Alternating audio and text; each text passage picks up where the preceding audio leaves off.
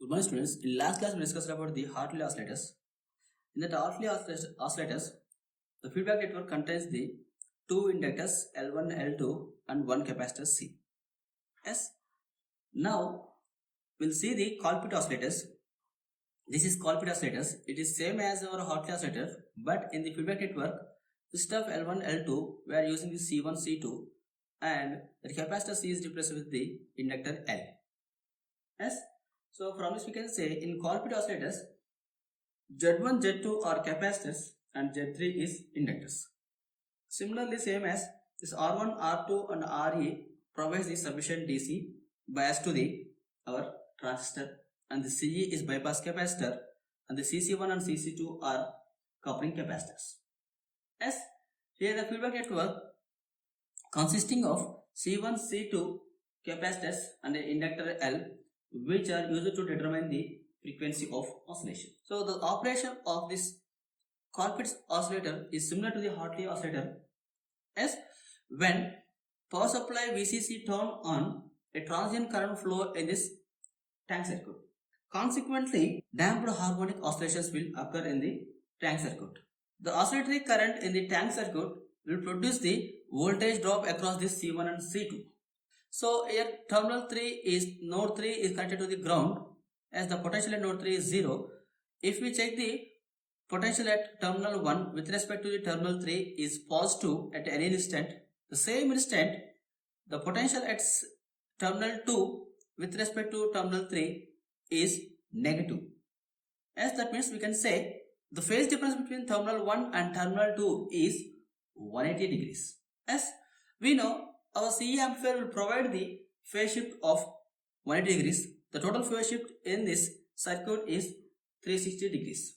As per our Barkhusen criteria, the condition for the oscillation is ABT equals to 1 and the angle of A beta is 360 degrees.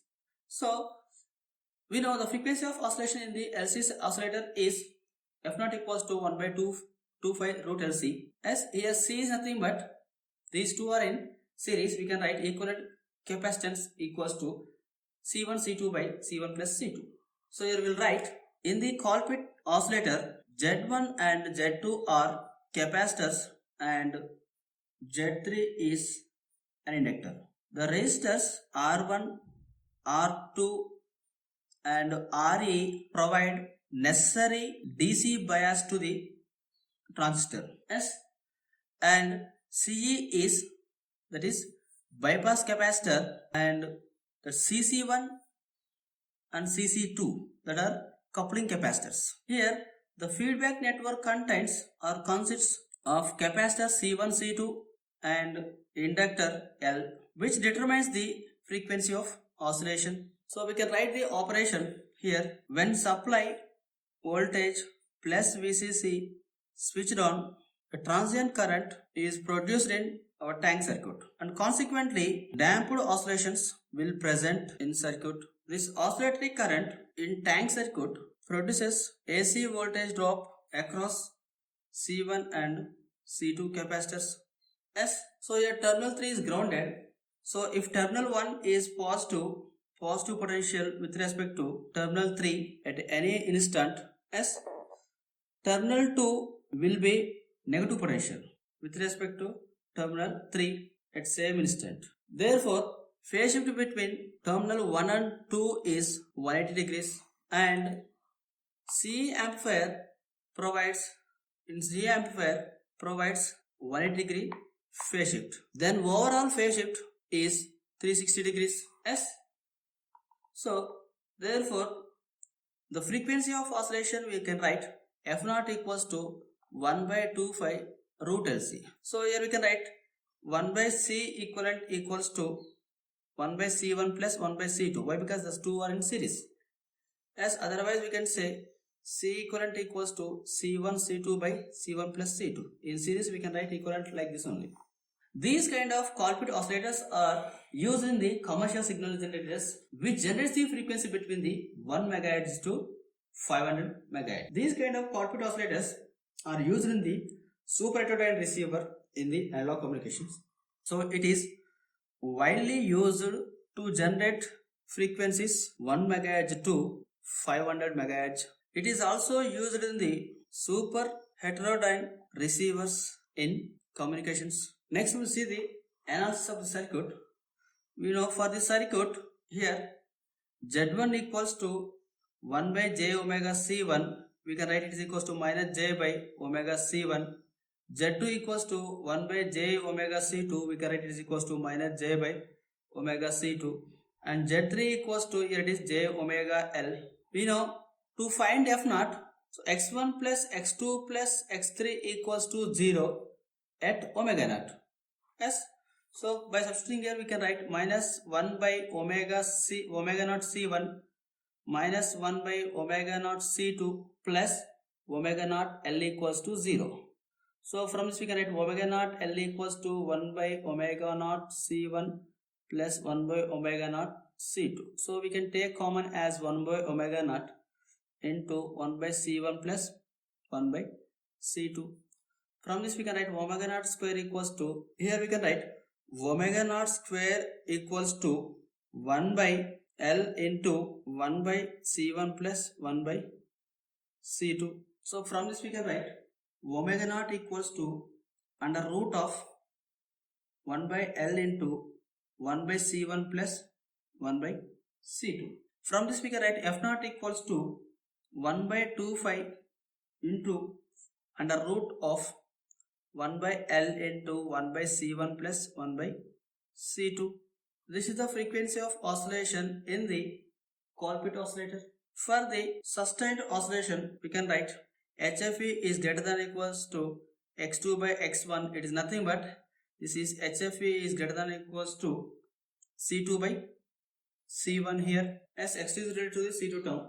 And we can write beta equals to, and we can write for sustained output that gain must be greater than or equals to C1 by C2, and this beta equals to here C2 by C1. So in this Colpitts oscillators, the frequency of oscillation F0 is unstable due to the effect of input and output capacitance present in the transistor. We know our transistor or BJT contains the internal capacitance. So when we are drawing the equivalent circuit of BJT, by considering the capacitance, we are having the input and output capacitance. Yes. So here the frequency of oscillation depends on the capacitance value. This frequency of oscillation is unstable because of the input and output capacitance of a transistor. Yes.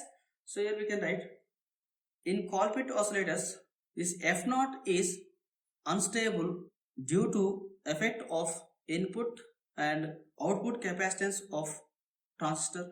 So we can indicate like this. This is our C1, this is our C2, this is our inductor L.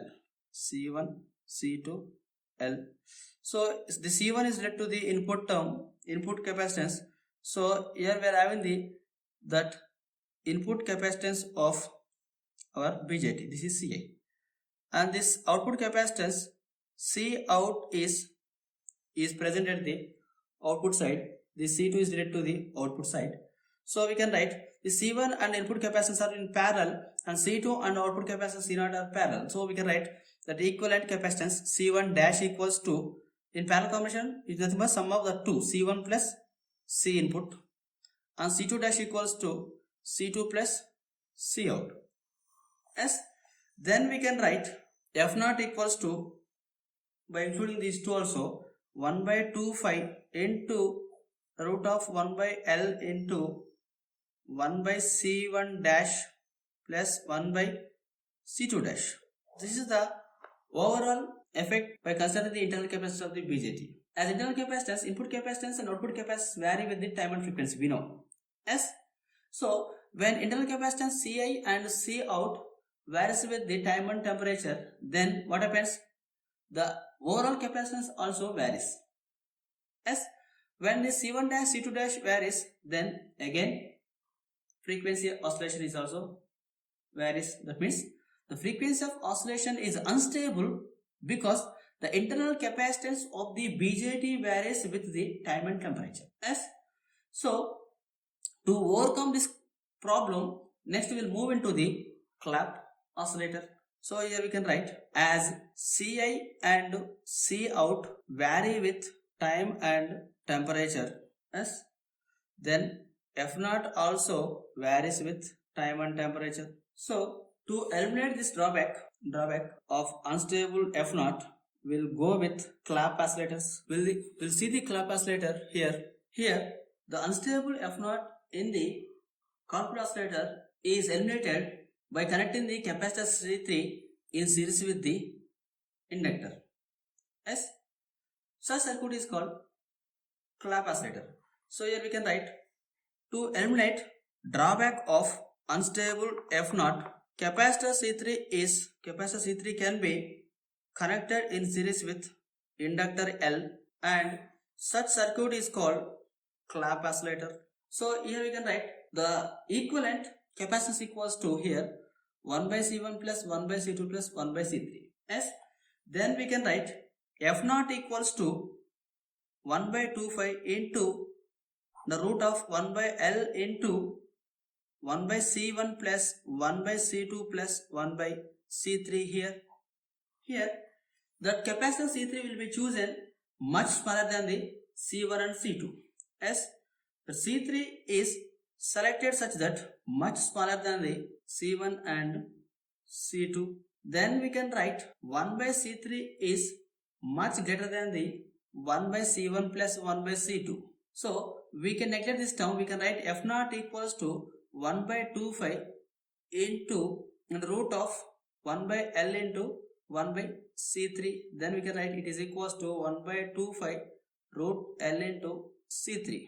Here that frequency of oscillation F0 is independent of this C1 and C2. Yes. So we can write F0 equals to 1 by 25 into root L C3. Therefore we can write F0 is independent of C1 and C2. So that F0 is stable because it is not much depending on the C1 and C2 values. Yes.